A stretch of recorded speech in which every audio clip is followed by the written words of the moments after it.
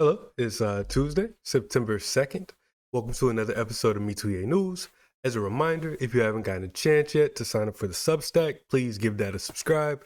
That is the heart of this endeavor. You'll see the news stories that we cover here during the video segment, as well as many more. That really is the driving force behind what we're doing here at Mituye News. So check that out if you haven't yet. The link is in the description. It's ready for you when you're ready. We'll get right into it. Today we'll start out east.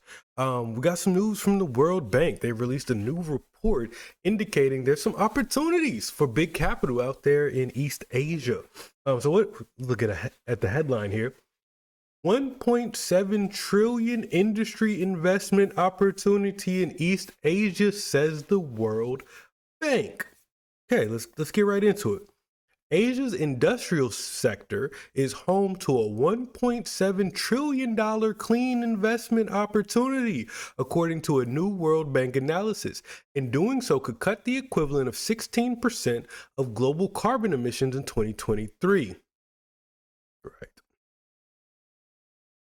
So we have a new flagship report from the World Bank, co-authored by the Energy Innovation, I guess it's a department, that finds investing just $70 billion per year, equivalent to 0.3% of these countries' GDP in clean industry, could achieve a decarbonized manufacturing sector by 2050. So the World Bank seems to have a incentive and an investment, an occupation. Oh, hey, my dog arrived. Hey, Rachel.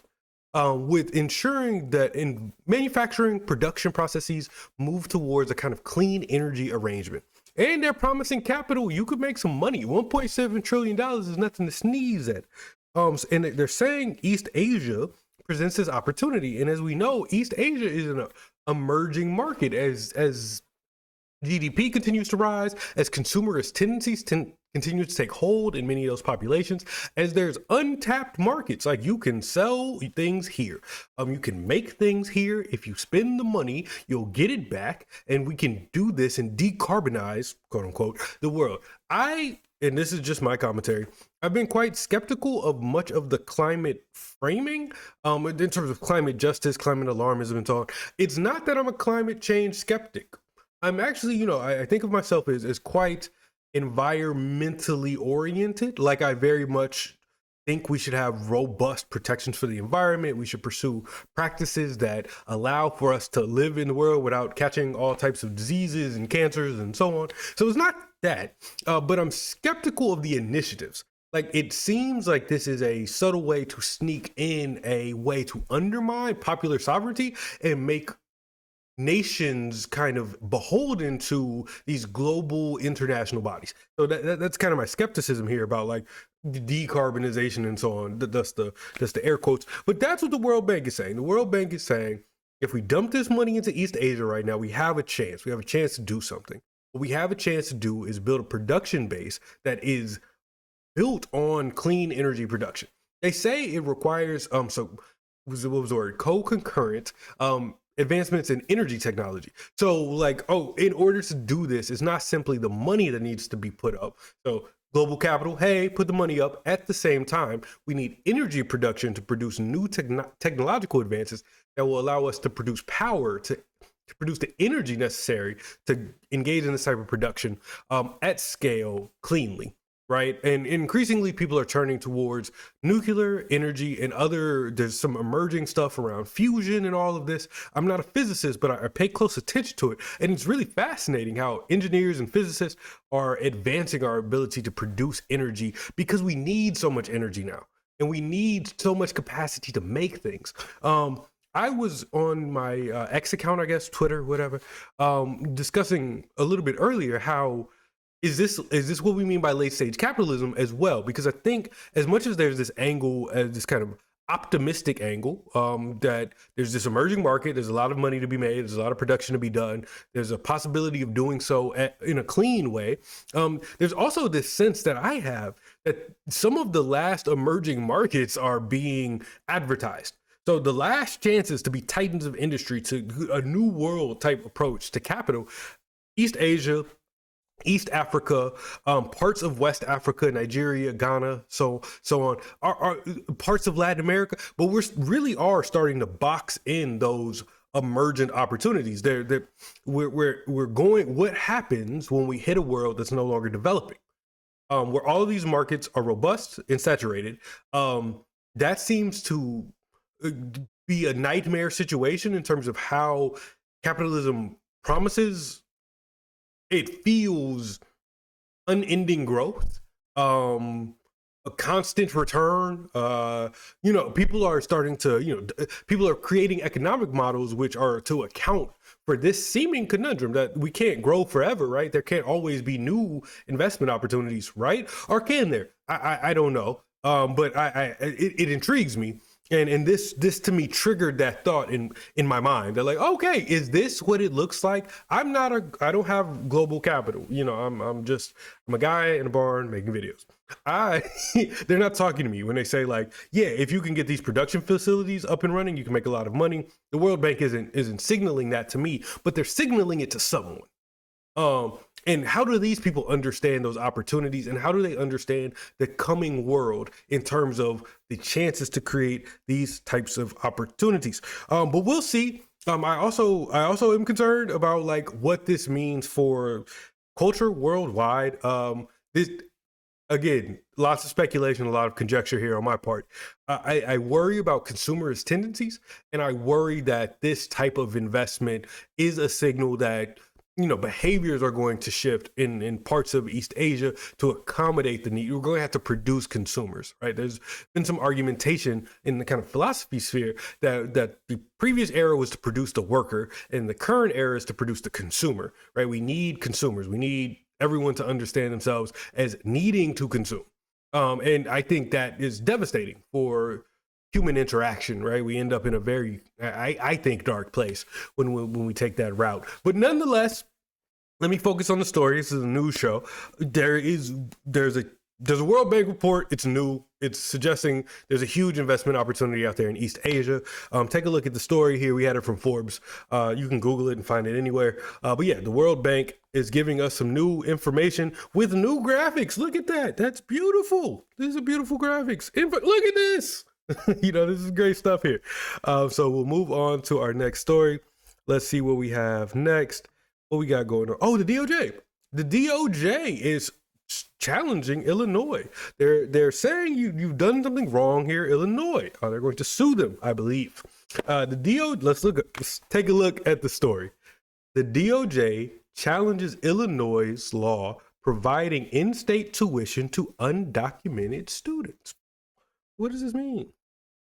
The Department of Justice filed a lawsuit against Illinois on Tuesday for providing in-state tuition and scholarships to immigrant students without permanent legal status.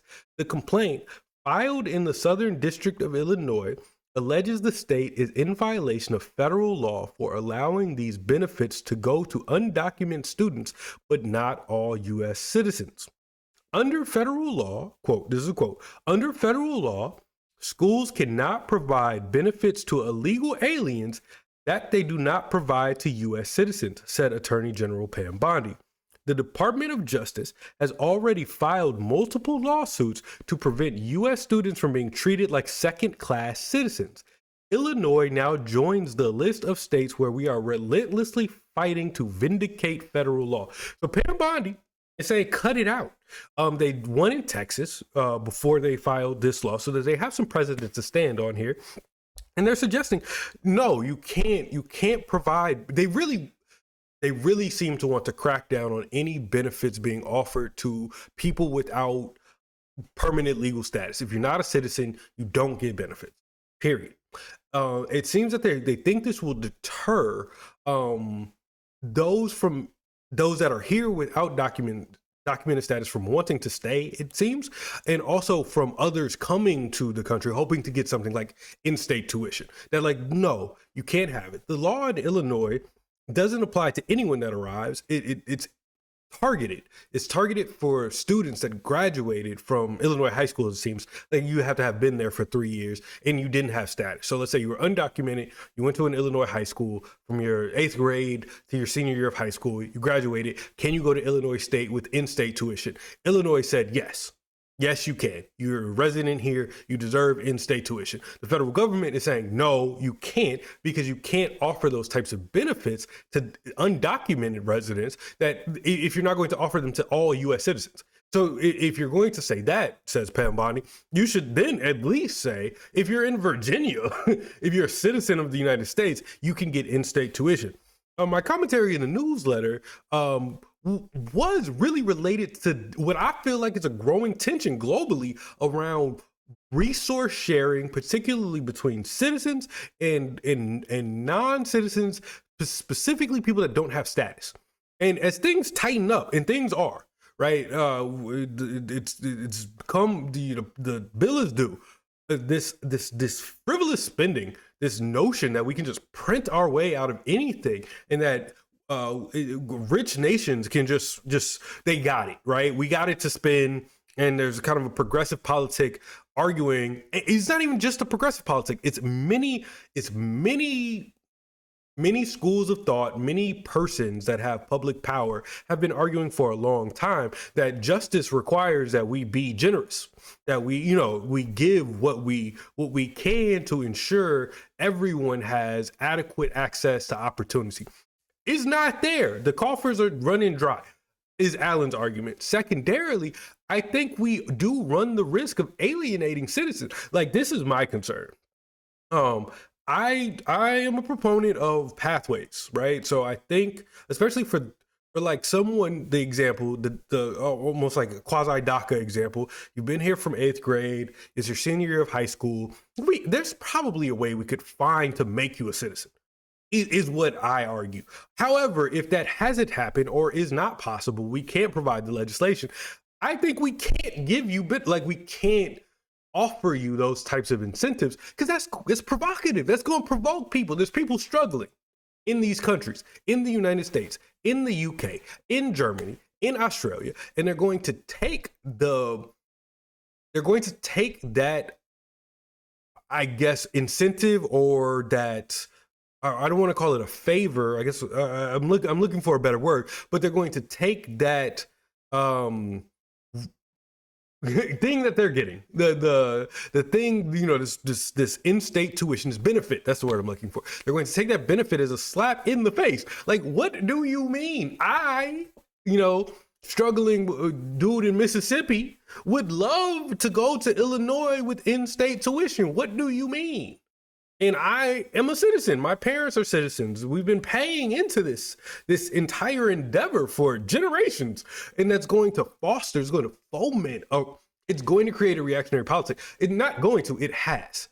And my concern is that if we continue to ignore this or deride these people as simply being racist and xenophobic and a bunch of other bad traits, something bad is going to happen. We're going to break things. And so I say I'm increasingly not liking the governor of Illinois. I find him to be kind of immature and flippant about very serious topics, but I think he's feeding into a narrative which has a lot of traction. I think there's a lot of people that look and go, oh, them evil people, Trump and them, they just don't want no kids to have education. So look, say what you want about Trump and them. It's fine. I'm not here to defend them, right? Like, that's not my job. They're going to stand on their own 2 feet. What I am here to say is that we ought to, in good faith, recognize that we're fomenting a real tension and people have real grievance. Like, we can't just dismiss this isn't coming from nowhere. And if we continue to allow that to kind of fester, and we continue to be like, yeah, no, they get in-state tuition tough. We can't do that, in my mind. So Funny enough, I think Pam Bondi is right here. I think Pritzker is wrong. I hope that the federal government has success here, and I hope this provokes us to have more meaningful discussions about what to do with these undocumented kids if they're going to stay. If they're going to be here, they have to be made citizens. I joke with my peers all the time that it's perhaps the I study a lot of Black history, a lot of Black thought, right? And it's perhaps a trauma of thinking about the consequences of second class citizenship. Like it's that was a traumatic experiment in this country. It does not work. So I am very much of the mind that you're either a citizen or you're not. This kind of quasi status is a recipe for disaster. So anyway, that's my commentary on it. That's what's happening, though. The DOJ is suing Illinois. They're saying you can't do this. You can't provide in-state tuition for undocumented residents. The state is responding like basically F off. We can do what we want. And this is happening at a multitude of levels, as also Trump and the governor are publicly at odds, right? Calling each other names, fat and stupid and so on. And the president is threatening to intervene heavy-handed in Illinois, particularly in cities like Chicago, where the mayor and the governor are saying that this is not an emergency. Others are saying if 55 people got shot over the weekend and 8 people got killed, this is absolutely an emergency. This is one of the biggest cities in the world, and people are dying every day, literally, so to speak. And so they'll have to figure all of that out. I, however, in this particular case, am thinking, yeah, I'm not sure that's reasonable. I'm not sure you can provide in-state tuition to people without citizenship, without legal status. That strikes me as not a just use of resources. But what say you? What do you make of this story? That's what's going on out there in Illinois. Let's see what we got coming up next. Oh, Pennsylvania. Pennsylvania has decided that they won't take part in all of this redrawing, right? As we can see here, Pennsylvania won't take part in the national rush to redraw congressional maps. Okay, what do we have? Despite a growing number of states exploring unusual mid-decade redraws of congressional lines for political reasons, Pennsylvania officials have no plans to follow suit. The redistricting wave kicked off earlier this summer when President Donald Trump urged Republican-led states to redraw these districts in an effort to give Republicans a wider margin in the U.S. House of Representatives, the textbook definition of gerrymandering. It's an interesting sentence. In response, several Democratic governors have announced plans to pursue similar strategies. So we have like California, we got New York threatening, a couple of other Democratic states have seemed to insinuate, imply that they too will redraw their maps in a retaliatory effort towards Texas. It appears, from my understanding, that Republicans have a lot more leverage to redraw maps than Democrats, that they've done this several times to advance their interest in Congress in terms of federal representation. So they don't have much purchase left. It looks like red states can really create a wide gap here. And that does speak to something about the nature of our political sphere, in that, like, I often, this is what and I'm nonpartisan. I'm not partisan in the sense that I really don't like either of the parties. I flirted with joining the Libertarian Party, but both the Democrat and the Republican Party are far from my political positions. Like, I don't feel like I have a home in either party. It does appear that I just wanted to kind of put that position on the table, because it appears to me that the Democratic Party often accuses the Republican Party of doing what it has already done or is actively doing. So it'll say things like, oh, you're trying to, gerrymander politically to overrepresent yourself in Congress, after having done it for decades, right? They're like, oh, and then we come to find out, well, you've maximized your redrawing opportunities. And the Republicans now are retaliating, and they have 10 states, 12 states that they can go about redrawing the map and pushing out a wider margin, while the Democrats increasingly declare these people as fringe and unpopular. And it's like, well, I don't know if that's the case. My lying eyes are telling me there's quite a bit of support, and they actually have been constrained in their kind of political machinery. It looks like they're taking off those constraints and unleashing a retaliation. So maybe we shouldn't have put this in the air. And that's my hope, is that we can put some of this back in the bag. And I think Pennsylvania represents a way that can happen. One of the reasons this is not going to happen in Pennsylvania is they have a lot of tension in their government. The state isn't dominated by one party or the other. So this doesn't allow for them to ram through a redistricting as you could in Texas, where you have this kind of Republican supermajority, or in California, where you have Democratic leadership so heavy that they can really robustly call a special session and push through a gerrymander. Can't do this shit in Pennsylvania. You don't have the numbers. You're gonna have to work with each other. So that seems to be maybe my underlying point is I like that Pennsylvania fundamentally is in a place where they're forced to work with one another. This isn't Florida. This isn't New York. This isn't Illinois. This isn't California. People are going to have to, you have to make room. You have to figure out how you fit amongst other actors. You can't just get what you want when you want it. And that to me represents a good politic. It makes me wonder if fundamentally we're going to have to rethink the two-party system. There's some literature and like political science and so on that suggests the structure of our government itself fosters a two-party system. So it's not quite possible at the federal level, at least, to have multiple parties have meaningful places in our federal government. I say that be damned. We'll figure it out. Maybe we need multiple parties. We need power sharing. We need coalitions. We need people to be forced to not simply entrench further and further, hoping their side wins, but to have to jockey, to have to compete with others in order to create a power balance in which we don't have immature and reactionary politics dominating our political discourse, because it's not good for anybody. Who is this working for? I guess would be my question. And I'll get on with it. This is the last story of the day. We got the New York City Council fighting with the mayor. So here we have it.